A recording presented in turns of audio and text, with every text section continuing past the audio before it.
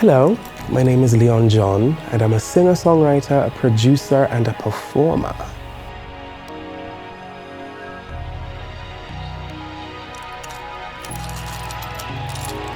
I don't think I'd switch with anyone, to be quite honest. It's too stressful, you know? The fear of the unknown. What if I switch lives and for the day I'm like, I don't know, yeah, no, I think I'm okay with my life. I know what I know.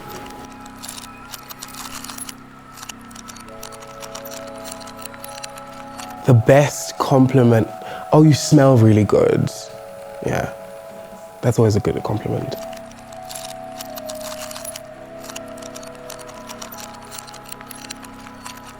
I can't live without my in-ears. I can't live without my laptop. And I think, what's the third thing? Without my lip balm, my lip therapy. I think that's three.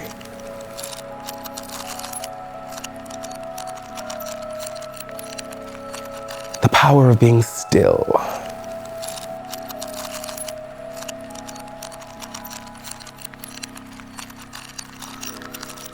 In bed, asleep, preferably the whole day if possible. Yeah, doing nothing, literally staring at my walls.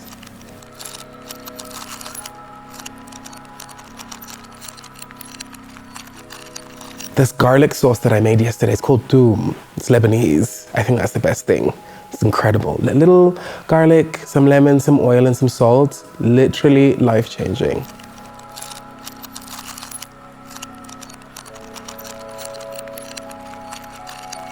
My album, which maybe by the time that this comes out will already be out, hopefully, fingers crossed.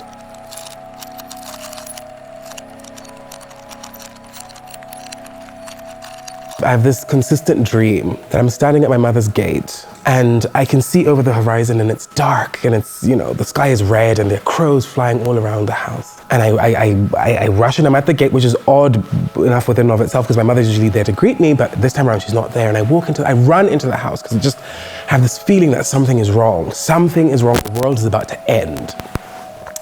I go inside and I find my mother sitting on the couch. I'm like, Mom, the world is ending. We need to get ready. We need to prepare. Oh my God.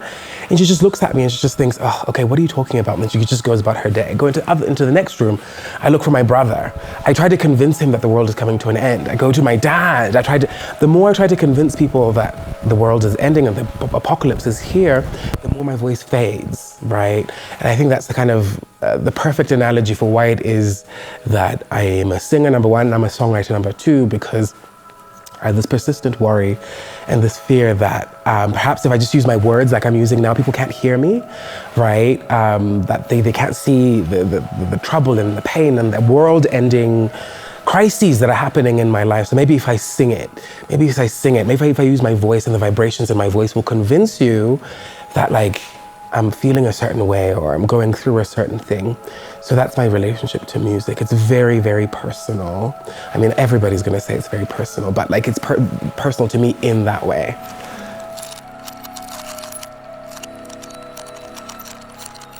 I just think it just came to me on its own, to be quite honest. Like as an African, it's very difficult to pinpoint exactly where it is my interactions with music are because music plays a very pivotal part of all of our lives at every which point. It doesn't matter, it's a wedding, it's a funeral, people are just sitting at home, music was always around me. And very different sorts of music as well, right?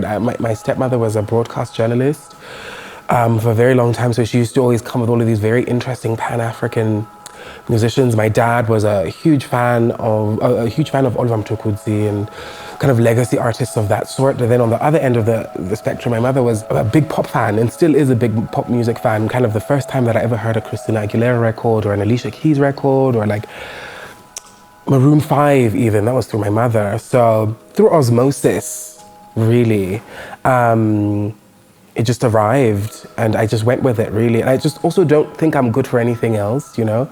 And it's not necessarily that even I came to music, but rather that it came to me. Because some part of it has to be fated, right? Some part of it has to be like, oh, this is what I was always meant to do and this is what I'm good for, you know? Because I could be doing anything else. I could be a lawyer.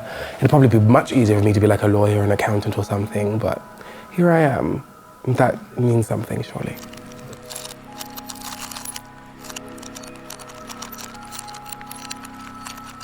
to relieve myself of the pressures of existence, right? This idea that I don't know. As a child, I used to have this thing of thinking, I wonder if the same red that I see is the same red that you see. What if I'm seeing blue and you're seeing red, but we're both calling it red? Do you know?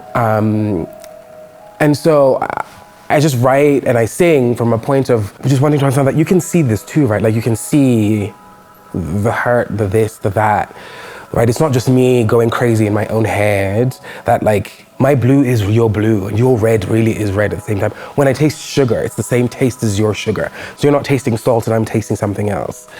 I think that's the place where it comes from really. And it's, yeah, just so I don't feel crazy.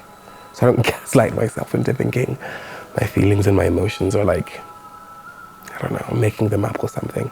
You externalize it. So somebody can be like, yeah, no, yeah, me too, or something.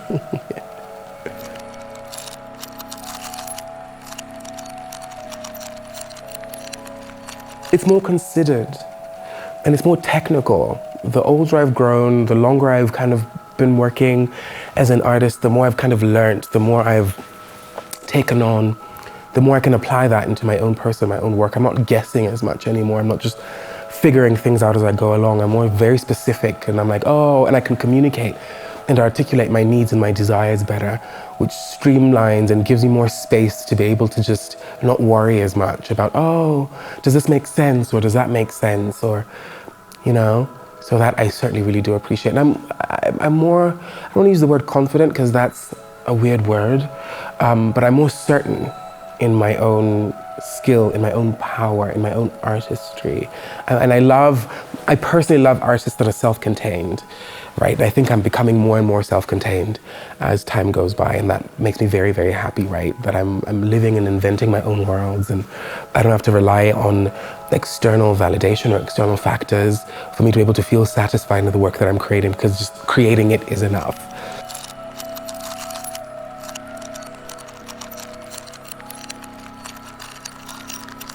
My life is the real life situation. Like I said, I write from my point of view and my perspective always. I don't think I've ever written anything from a, you know, oh, this happened and so I must write about it, so, or sing about it, or whatever the case may be.